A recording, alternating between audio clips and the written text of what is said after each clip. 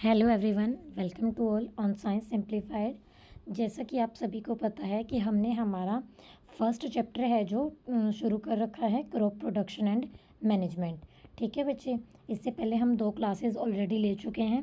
तो जो हमारी प्रीवियस क्लास थे उसमें हमने कौन कौन से टॉपिक कवर किए थे, एक बार मैं आपको रिवाइज़ करवा देती हूँ। वो हमने वहाँ पे सॉइल प्रिपरेशन करने के बाद ये जो हमारे टूल होते हैं एग्रीकल्चर के, इनके बारे में पढ़ा था, है ना, कि सॉइल को जब हम लूज़ करते हैं तो वो किसकी हेल्प से करते हैं। ठीक है बच्चे, कल्टीवेशन वाला था हमारा, ये मॉडर्न मेथड था।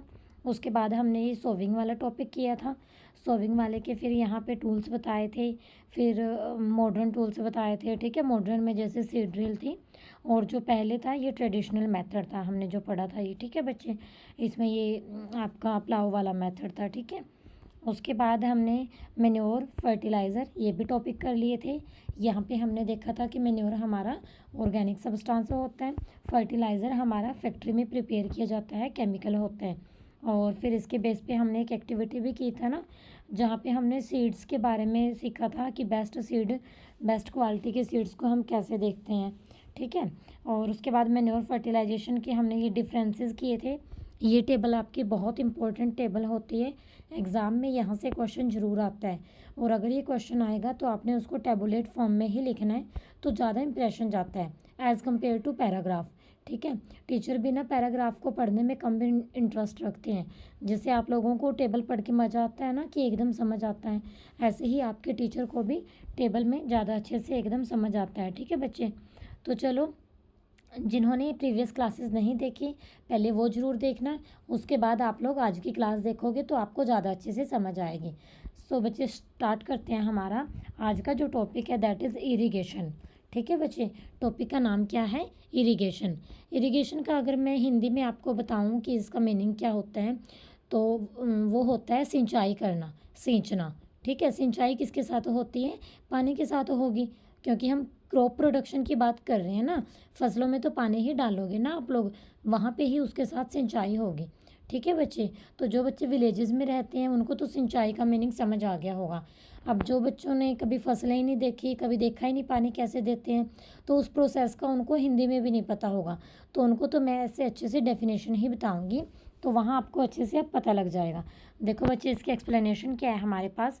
आप सभी को पता है कि जितने भी लिविंग बींग हैं उन सभी को पानी की ज़रूरत होती है ज़िंदा रहने के लिए। ठीक है, आप सभी भी दिन में कितना पानी पीते हो? 2 से 3 लीटर पी ही जाते हो ना। एक दिन पानी ना मिले, कहीं ट्रैवलिंग कर रहे हो, कहीं वॉकिंग कर रहे हो, और बीच में काफ़ी टाइम हो गया, पानी की प्यास लगी थी, पानी नहीं मिला, तो कितना मुश्किल हो जाता है ना तभी पानी के बिना रहना। सेम ऐसे ही क्रॉप्स का काम होता है। ठीक है बच्चे, तो water is important for proper growth and development. तो जो पानी होता है प्रॉपर ग्रोथ के लिए और डेवलपमेंट के लिए ज़रूरी होते हैं। Water is absorb by the plant root. अब जो हमने ऊपर से पानी डाला, जैसे आपने, चलो क्रॉप्स का को तो आपने नहीं डाला होगा, घर में अपने गमले में तो डालते ही होंगे ना, जहाँ पे एक प्लांट लगाया, कोई फ्लावर प्लांट लगाया या कुछ भी। ठीक है, तो आप गमले में पानी ऊपर से डालते हो, वो ऊपर वाला पानी क्या ऊपर ही रहता है? वो ऊपर नहीं रहता बच्चे, वो जो सोइल होती है उसको अब्जॉर्ब कर लेती है, और अब्जॉर्ब होके वो उसके रूट्स के अंदर चला जाता है। नीचे क्या है? रूट्स है ना प्लांट की, सोइल के अंदर। तो हमारे पास क्या होता है? Water is absorb by the plant root, along with water mineral and fertilization are also absorb. सिर्फ पानी ही नहीं, यही नहीं है कि सिर्फ पानी ही नीचे जाएगा। ठीक है, जितने भी हमने मिनरल डाले हैं, फर्टिलाइज़र डाले हैं, कल आपको बताया था ना कि वो सैंपल तैयार करो, 3 सैंपल तैयार किए थे, एक में मैन्योर डाला था, एक में फर्टिलाइज़र, एक में कुछ भी नहीं डाला था। ठीक है, तो जितना कुछ भी आप डालते हो वो भी सभी रूट है जो अब्जॉर्ब करते हैं। Plant contain nearly 90% water. तो प्लांट्स को कितने पानी की ज़रूरत होती है? कितना पानी इनमें होता है? 90% होते हैं। Water is essential because germination of seed does not take place under dry conditions. बच्चे, जो हमने बीज डाला है ना उसको फसल बनाने के लिए, तो वो बीज है जो तभी जर्मिनेट होगा, तभी उगेगा जब उसके पास पानी होगा। अगर वहाँ सूखा है तो वो नहीं मतलब उगेगा वहाँ पे। अब आप कुछ भी खाते पीते हो, सूखे बीज आप लोग कहीं भी गिरा देते हो। ठीक है, लेकिन जहाँ पे पानी आ जाता है ना, मान लो कि आपने वो कहीं मिट्टी में डाल दिया और वहाँ बारिश होगी, 5-7 दिन अच्छे से बारिश हुई, वहाँ सनलाइट भी आ रही है बीच बीच में, वहाँ पे एक छोटा सा पौधा बन जाता है। कभी देखना ध्यान से ये चीज़, ठीक है। तो वाटर असेंशियल होता है क्योंकि जर्मिनेशन होती है जो सीड की, वो ड्राई कंडीशंस में नहीं होती, ठीक है बच्चे। कहीं आपने वैसे पक्के में कोई फर्श पे वो उस पर डाल दिया, वहाँ थोड़ी आपका पौधा बनेगा वो। Nutrients dissolve in water are transported to each part of plant. तो जो न्यूट्रिएंट होते हैं ना, वो वाटर के अंदर डिजोल्व हो जाते हैं, घुल जाते हैं, और वो ट्रांसपोर्ट होते हैं, यानी कि फिर वो आगे कहाँ जाते हैं, प्लांट के हर एक पार्ट तक। प्लांट का एक ही पार्ट थोड़ी होता है, कई पार्ट है ना, जैसे तना होता है, स्टेम बोलते हैं जिसको, पत्तियाँ होती हैं, लीव्स बोलते हैं, है ना। उसके बाद है हमारे पास water also protect the crop from both frost and hot air currents. तो देखो हमारे पास जो वेदर होता है हमेशा एक जैसा नहीं रहता, कभी लू चल पड़ी है, कभी ठंडी हवा चल पड़ी है, कभी बहुत गर्मी है, कभी बहुत सर्दी है। तो इन सब चीज़ों से बचाने के लिए भी वाटर है जो पानी है बहुत ज़रूरी होता है। To maintain the moisture of the soil for healthy crop growth, field have to be watered regularly. तो अगर आप ये चाहते हो ना कि आपकी जो फसल है हेल्दी हो, ठीक है, तो वहाँ पे आपने क्या करना है, उसको लगातार पानी देना है, ठीक है बच्चे, रेगुलर पानी देना है। वो फसल के हिसाब से भी होता है और थोड़ा सा वेदर कंडीशन के हिसाब से भी होता है कि जैसे ज़्यादा गर्मी होती है तब ज़्यादा पानी देते हैं, सर्दियाँ होती हैं तो पानी थोड़ा कम ज़रूरत पड़ती है, वो टेम्परेचर कंडीशन होगी ना फिर। तो देखो यहाँ पे अब इरिगेशन की डेफिनेशन है, जैसे मैंने शुरू में बताया था, सिंचाई करना, पानी देना, ठीक है, एक फ़िक्स टाइम के बाद। तो देखो अब यहाँ से इरिगेशन की डेफिनेशन आपके पास, the supply of water to crops at regular intervals is called irrigation. जो सप्लाई होती है वाटर की क्रॉप्स को, फसलों में जो हम लगातार पानी डालते हैं एट रेगुलर इंटरवल, ठीक है बच्चे। रेगुलर इंटरवल का मीनिंग क्या है, कभी आप 1 वीक बाद डालते हो जैसे, या फिर 10 डेज बाद, that is called regular interval, कि हमने एक फिक्स कर रखा है कि इतने टाइम बाद डालना है, ठीक है। The time and frequency of irrigation varies from crop to crop, soil to soil and season to season. वही बात है जो मैं अभी पहले आपको बताने ही लग रही थी कि पानी कितना डालता है वो फसल पे भी डिपेंड करता है, ठीक है बच्चे। जैसे धान आपकी ज़्यादा पानी लेती है, गेहूँ इतना नहीं लेती है, ठीक है। मिट्टी पे भी डिपेंड करता है, रेतीली मिट्टी होगी, चिकनी मिट्टी होगी, या फिर कैसी मिट्टी होगी, पथरीली होगी, वो नहीं अब्जॉर्ब करेगी, है ना। एंड सीज़न टू सीज़न, अब गर्मियाँ हैं, गर्मियों में आप खुद देखो कितना पानी पीते हो। गर्मियों में अगर आप 10 गिलास पीते हो ना, सर्दियों में आप 2 गिलास भी नहीं पीते होंगे, ठीक है बच्चे। तो हमारे पास सीज़न टू सीज़न भी ये चीज़ चेंज होती रहती है। In summer the frequency of watering is higher.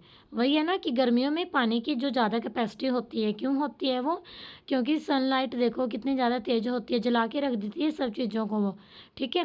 मतलब क्या है कि हर एक चीज़ है जो वहाँ पे ड्राई कंडीशन होने की वजह से अंदर से ड्राइनेस आती रहती है बार बार, ठीक है बच्चे। तो वहाँ पे वाटरिंग की हेल्प से ही मॉइस्चर होता है, और मॉइस्चर रखना ज़रूरी होता है।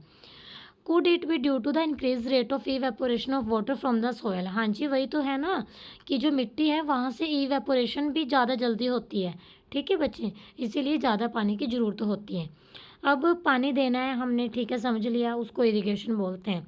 अब वो पानी हम देंगे कैसे, ठीक है। जैसे अभी तक हमने पीछे जितने भी वो किए हैं, सोविंग की है हमने, प्रिपरेशन ऑफ सॉइल की है, सभी में आपने क्या किया है, पहले तो आपने ट्रेडिशनल मेथड देखे हैं कि पुराने टाइम में क्या करते थे, फिर आपने उसके मॉडर्न मेथड देखे हैं। तो सेम ऐसे ही आज हम इरिगेशन में पढ़ेंगे।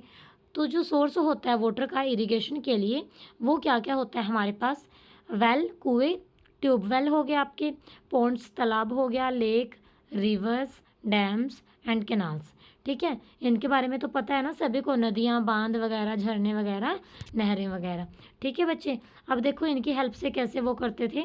पहले है यहाँ पे ट्रेडिशनल मेथड, ठीक है, जैसे आपको डायग्राम में दिख रहा है साइड में, ये पुली सिस्टम है, मोट बोलते हैं इसको, ठीक है। देसी भाषा में इसको कुआं बोलते हैं, सुना भी होगा कई बच्चों ने, उस टाइप से ही है ना ये पुली सिस्टम वाली अरेंजमेंट।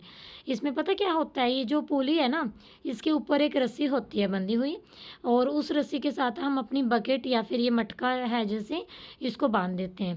पहले हम उसको धीरे धीरे करके अंदर छोड़ देते हैं उसके, ये जो आपका ये गोल गोल सा बना हुआ है यहाँ पे कुआं टाइप, और फिर हम जैसे उसमें पानी भर जाता है, हाथ के साथ उसको क्या करते हैं, धीरे धीरे धीरे धीरे अपनी तरफ खींचते रहते हैं। वो जो आपकी बकेट है या फिर मटका है वो आपका ऊपर आ जाता है और पानी भर के आ जाता है उसमें, ठीक है। तो देखो बच्चों, यहाँ पे क्या है हमारे पास, the water available in wells, lakes and canal is lift up. ठीक है, जो कुओं में या फिर यहाँ लेक्स वगैरह में पानी होता है उसको ऊपर की तरफ पहले लिफ्ट अप करते हैं, उठाते हैं अलग अलग मेथड से। ठीक है, वो अलग अलग रीज़न में, किसी में किस तरह से, किसी जगह पर कैसे, किसी पर कैसे, और फिर उसको खेतों में डाला जाता है। तो यहाँ पे भी आपका कैटल या फिर ह्यूमन लेबर ही ज़्यादा यूज़ होती है इन मेथड्स में, इसीलिए ये सस्ते भी पड़ जाते हैं। ठीक है, तो ट्रेडिशनल मेथड क्या क्या थे हमारे पास, मोट में ये आपका पुली सिस्टम आ गया। एक आपका ये चेन पंप वाला होता था, ये देखो यहाँ पे डायग्राम में, यहाँ पे बस जैसे उसमें रस्सी के साथ इंसान वो खींचता था, यहाँ पर चेन बंदी होती थी। ठीक है, तो इसलिए इसको ये चेन पंप मेथड बोलते हैं। और ये ढेकली वाला होता है आपका। ठीक है, तो ढेकली वाले में इस तरह से एक लकड़ी का एक हिस्सा है जो इसके ऊपर लगाया जाता था, इसीलिए इसको ढेकली मेथड बोलते थे। और फोर्थ है हमारा राहत सिस्टम। ये देखो, राहत में हमारे पास एनिमल की हेल्प से जो वाटर है, ठीक है, ये एनिमल है जो सर्कुलेशन मोशन में यहाँ पे मूव करता होता है, और साथ के साथ यहाँ पे ऊपर पीछे देखो वो जो लगा है फैन सा, वहाँ पे पानी की सप्लाई हो रही है। ठीक है बच्चे, तो जो पंप कॉमनली यूज़ किए जाते थे वाटर को लिफ्ट करने के लिए, ये वो पंप होते हैं। ठीक है बच्चे, और इनमें इन पंप्स में क्या यूज़ किया जाता था, डीजल हो गया, बायोगैस, इलेक्ट्रिसिटी, और या फिर सोलर एनर्जी इनको यूज़ किया जाता था पंप को रन करने के लिए, यानी कि पंप को चलाने के लिए। अब हम बात करते हैं मॉडर्न मेथड्स की। तो मॉडर्न मेथड्स इरिगेशन के लिए क्या क्या है हमारे पास, इसमें हम यूज़ करते हैं वाटर को इकोनॉमिकली मतलब क्या हो गया कि लार्ज स्केल पे यूज किया जाता है। तो मेन मेथड है जो इसमें हमारे पास वो क्या है, फर्स्ट हमारे पास यहाँ पे है स्प्रिंकलर सिस्टम।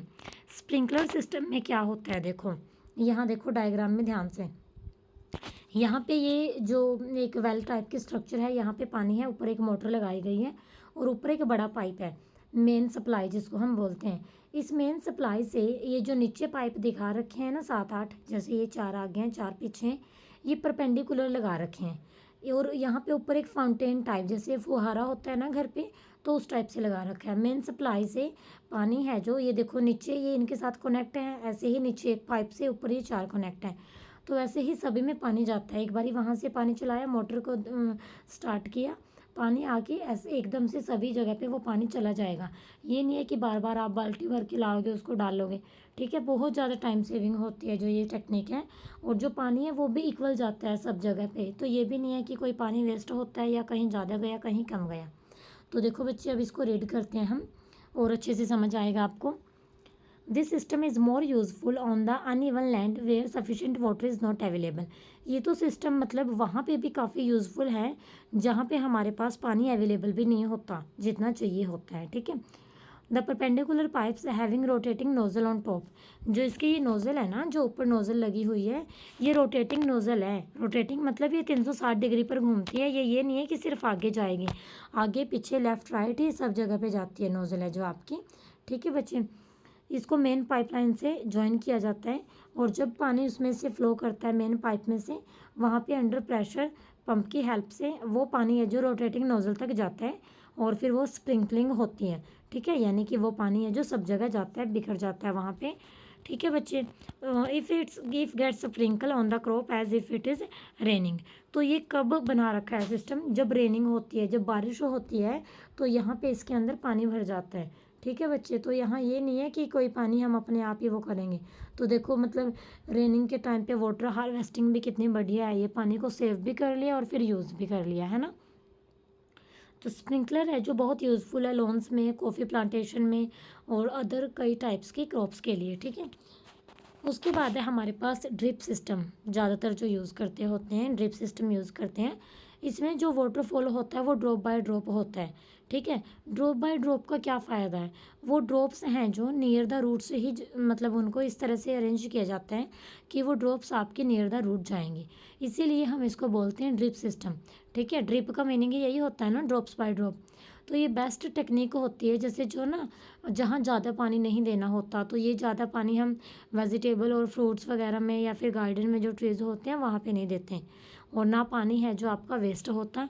ठीक है, और ये मतलब वहाँ पे ज़्यादा ये मेथड यूज़ किया जाता है जहाँ पे वाटर की अवेलेबिलिटी है जो वो कम होती है। ठीक है बच्चे, तो ये आपका ड्रिप सिस्टम दिखा रखा है यहाँ पे। उसके बाद है नेक्स्ट हमारा जो है एग्रीकल्चर प्रैक्टिसेस में। नेक्स्ट टॉपिक है हमारा प्रोटेक्शन फ्रॉम वीड।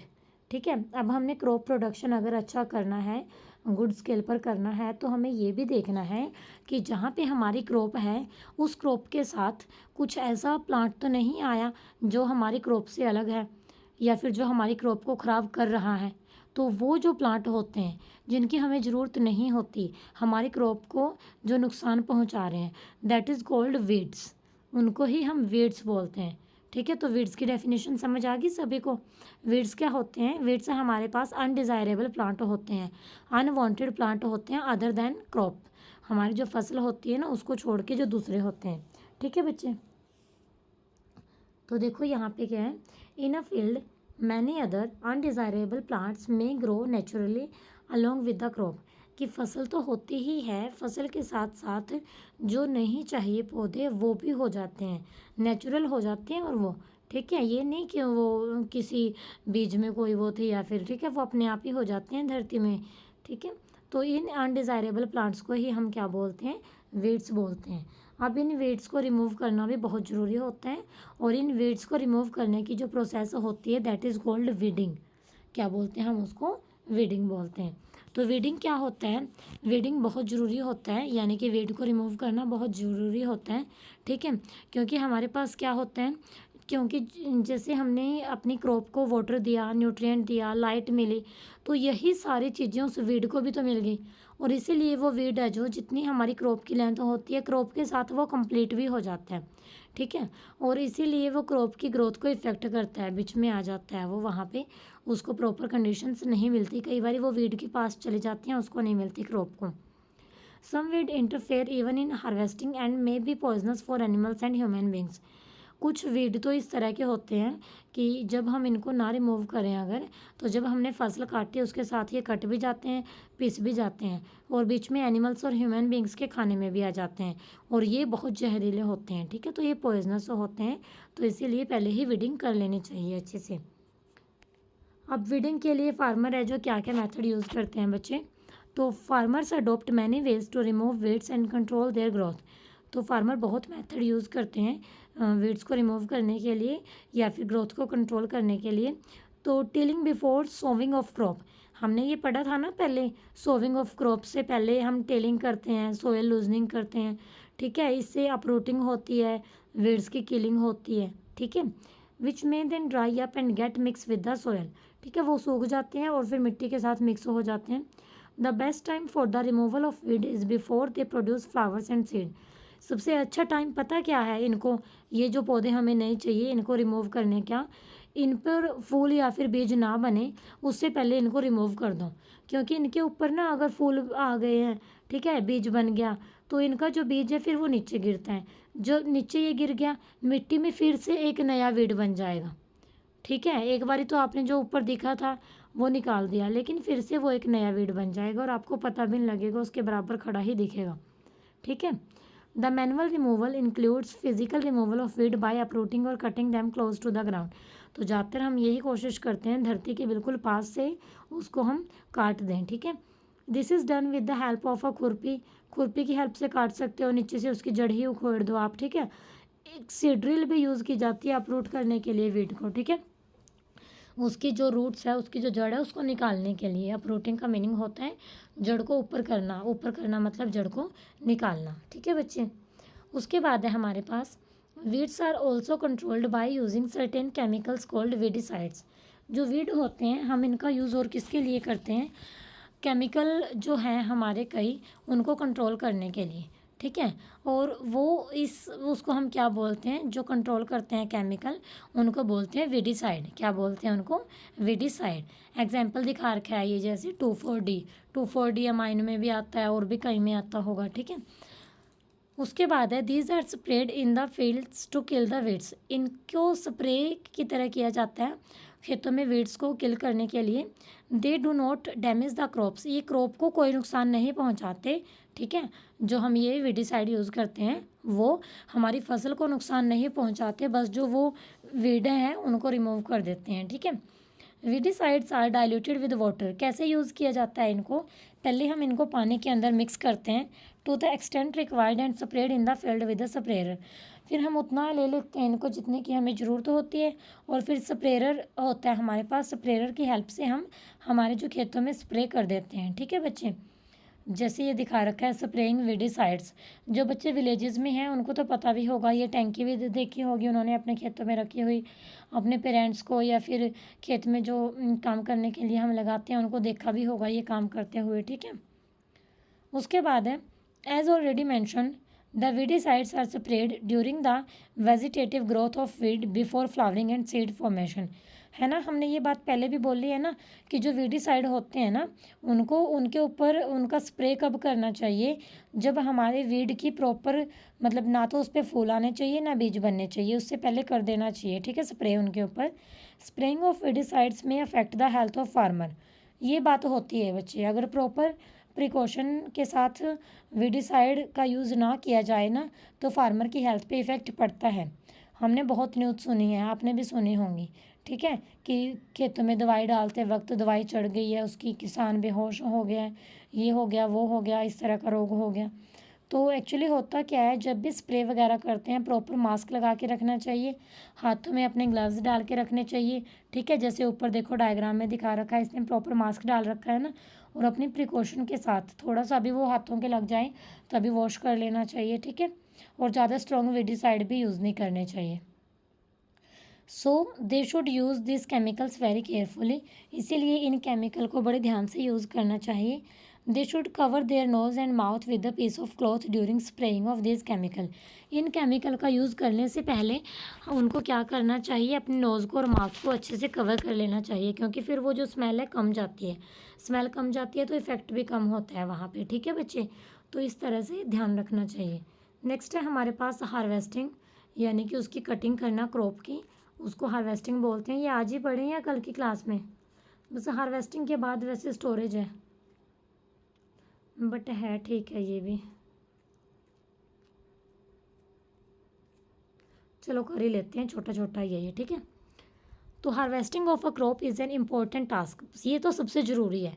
फसल अच्छी हो गई है आपकी, अब कटाई अच्छी होगी तभी मतलब अच्छा प्रोडक्शन अच्छी वो मिलेगी आपको उसकी। ठीक है, value. The cutting of crop after it is mature is called harvesting. तो जब आपकी क्रॉप है, जो फसल है जो पक के तैयार हो जाती है, फिर उसको काटा जाता है, उसको हम बोलते हैं हार्वेस्टिंग। हार्वेस्टिंग में एक्चुअली क्या जाता है, in harvesting crops are pulled out और cut close to the ground. जो क्रॉप होती है, फसल होती है, बाहर की तरफ उसको खींचा जाता है या फिर ज़मीन के बिल्कुल पास से उसको काटा जाता है। ठीक है, it usually take 3 to 4 months for a cereal crop to mature. अब अगर पूछे कोई टाइम कितना लगता है फसल को पकने में, तो ये आपका 3 से 4 मंथ लगते हैं। जैसे अभी अप्रैल में आपकी गेहूं की है जो फसल कट रही है, ठीक है, इसको नवंबर दिसंबर में बोया गया था, तो 3 से 4 मंथ है जो लग जाते हैं वो अनाज की जो फसलें होती हैं उनको मेच्योर होने में, हार्वेस्टिंग तक पहुंचने में। Harvesting in our country is either done manually by sickle, या तो दांती से काटते होते हैं, ये दांती दिखा रखी है आपको। ठीक है, सिकल जिसको बोलते हैं, गांव वाले बच्चों को पता होगा, दांती बोलते हैं इसको। और by a machine called harvester, या फिर एक मशीन होती है हार्वेस्टर बोलते हैं जिसको। In the harvested crop the grain seeds need to be separated from the chaff. तो यहाँ पे क्या होता है, एक तो आपका होता है पूरा वो भूसा, ठीक है, और एक होता है आपका वहाँ पे जो क्रॉप का जो मेन सीड है वहाँ पे, तो उसको उससे अलग किया जाता है। ठीक है, उससे पूरे उससे, तो इस प्रोसेस को क्या बोलते हैं, थ्रेशिंग बोलते हैं। क्या बोलते हैं इसको, थ्रेशिंग। और किसकी हेल्प से होती है, वो कंबाइन की हेल्प से होती है। ठीक है बच्चे, या फिर कंबाइन और थ्रेशर दोनों को की हेल्प से की जाती है ये। ठीक है बच्चे, तो ये हो गया आपका हार्वेस्टिंग का। उसके बाद है farmer with small holding of land do to the separation of grain and chaff by winnowing. ठीक है, तो ये विनोइंग भी की जाती है फसलों को, मतलब जैसे ना विनोइंग का मीनिंग होता है कि जैसे अच्छी हवा के आगे उसको ऊपर से बिखेरा जाता है। उसमें क्या होता है, जो हल्का भूसा होता है एक साइड हो जाता है, हैवी जो आपका सीड होता है वो एक साइड रह जाता है। ठीक है बच्चे, 6th क्लास में भी आपने ये मेथड देखा ही होगा सभी ने, जो 6th क्लास को अच्छे से करके आए हैं, है ना। नेक्स्ट है हमारे पास स्टोरेज, यानी कि हमारा एग्रीकल्चर प्रैक्टिसेस में अब लास्ट काम रह गया। हमने फसल को उगा भी लिया, तैयार भी कर लिया, कटाई भी कर ली, अब हम उसको स्टोर कैसे करके रखेंगे। इतनी फसल जो हमने तैयार कर ली इतने टाइम के लिए रखनी है, तो स्टोरेज का तो खास ध्यान रखना है। Storage of produce is an important task. जो हमने प्रोड्यूस किया है उसको स्टोर करना बहुत इंपॉर्टेंट टास्क है। If the harvested grain are to be kept for longer time they should be safe from moisture, insect, rats and microorganism. अगर हम ये चाहते हैं ना कि जितनी हमारी फसल है अगर हम उसको लंबे टाइम के लिए रखें, 6 महीने के लिए, साल के लिए, तो उसको मतलब मॉइस्चर से भी फ्री रखना होगा, क्योंकि नमी के कांटेक्ट में अगर वो आ गई है तो वो उसको ठीक नहीं रहने देगी। This should be safe from moisture, ठीक है। इंसेक्ट, कीड़े मकोड़े खा ना जाएँ उसको, रैट, चूहे भी खा जाते हैं, एंड माइक्रो ऑर्गेनिज्म भी उसको खा जाते हैं, ठीक है बच्चे। Harvested grain have more moisture. फसल जो कट के तैयार होती है ना उसमें मॉइस्चर खुद ही ज़्यादा होता है, तो पहले उसको सुखाना ही पड़ता है, ठीक है। If freshly harvested grains are stored without drying, वही बोल रहे हैं ना कि अगर बिना सुखाए आपने उसको स्टोर कर दिया तो वो ख़राब हो जाएगी, ऑर्गेनिज्म अटैक कर देंगे, ठीक है। और हमारे यूज़ के लिए भी वो हेल्दी नहीं रहेगी और आगे जर्मिनेशन के लिए भी वो हेल्दी नहीं रहेगी, ठीक है बच्चे। Making them unfit for use, और वो यूज़ के लिए भी फिट नहीं है और जर्मिनेशन के लिए भी वो फिट नहीं है। Hence before storing them the grains are properly dried in the sun to produce the moisture in them, ठीक है।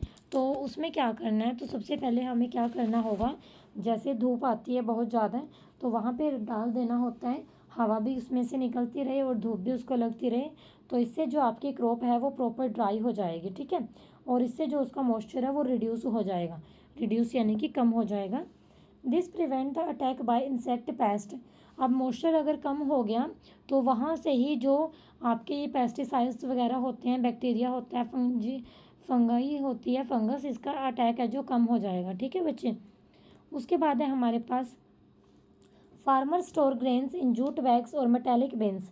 फार्मर है जो ग्रेन्स को, अनाज को कैसे स्टोर करते हैं, या तो वो जूट के बैग में स्टोर करते हैं या फिर मेटेलिक बिन में, ठीक है। How ever large scale storage of grain is done in silos and granaries, ठीक है। सिलोस एंड ग्रेनरीज ये क्या होते हैं, अनाज के बड़े बड़े भंडार होते हैं, बड़े बड़े टैंक होते हैं पेस्ट से बचाने के लिए, रैट्स से, इंसेक्ट से, ठीक है। ये मैं आपको डायग्राम दिखाती हूँ और क्लियर हो जाएगा। This is silos for storage of grain, ठीक है। ये सिलोस होते हैं स्टोरेज करने के लिए, कईयों के तो घरों में भी होते हैं ये, जिनके मतलब जानवर वगैरह रखते हैं, पशु वगैरह रखते हैं, क्योंकि पशुओं को भी ये लगाना होता है ना अनाज, मतलब ये आटा वगैरह हो गया जैसे आपका, ठीक है। उसके बाद है dried neem leaves are used for storing food grains at home, ठीक है। जो नीम की सूखी पत्तियां होती हैं ना उनको भी हमारे टैंक्स में हम डाल देते हैं ताकि हमारा जो वो ग्रेन है वो ख़राब ना हो, ठीक है, उसमें कोई इंसेक्ट वगैरह अटैक ना करें। नीम होता है जो कड़वा होता है, ठीक है, इसीलिए वहाँ पे उसकी स्मेल से ये पेस्ट वगैरह नहीं आते। For storing large quantity of grain in big godowns, specific chemical treatments are required to protect them from pest and microorganism। लेकिन अगर हम बड़े बड़े गोदाम की बात करते हैं, अब वहाँ पे थोड़ी ये 2-4 नीम की पत्तियाँ डालने से काम चलेगा, तो वहाँ पे तो प्रॉपर केमिकल यूज़ करने पड़ते हैं, ठीक है बच्चे। नेक्स्ट है हमारे पास, ये हो गया ना, इतना ही था, हाँ जी। फूड फ्रॉम एनिमल, अब ये अभी तक जो हमने पढ़ा था that is food from crops, फसलों से जो हमें मिला था ये वो था। अब जब हमने चैप्टर शुरू किया तभी मैंने आपको बताया था कि सुबह उठते ही आपका रूटीन शुरू हो जाता है, कोई चाय पीता है, कोई दूध पीता है, तो वो दूध है जो वो कहाँ से आता है, वो चाय कहाँ से बनती है, वो भी तो दूध से बनती है, और ये हमें कहाँ से मिलता है, एनिमल से, ठीक है। तो ये टेबल दे रखी है, जैसे मिल्क है, मिल्क के सोर्स क्या है, क्या काओ है, बफेलो है, ठीक है, शी गोट है, शी कैमल है। इसी तरह से आपने और फूड की वैरायटी लिखनी है यहाँ पे, और फिर आपने उसके सोर्स बताने हैं कि ये फूड है जो यहाँ से आते हैं। तो after completing this table you must have seen that like plants animal also provide us with different kind of food. तो जैसे प्लांट हमें अलग अलग टाइप का फूड देते हैं, इसी तरह से एनिमल भी अलग अलग टाइप का फूड है जो एनिमल से हमें मिलता है। Many people living in the coastal area consume fish as a major part of their diet, ठीक है। कई लोगों के तो खाने में, मेन खाने में ही फ़िश आती है, तो फ़िश क्या है, एक एनिमल की कैटेगरी ही तो है।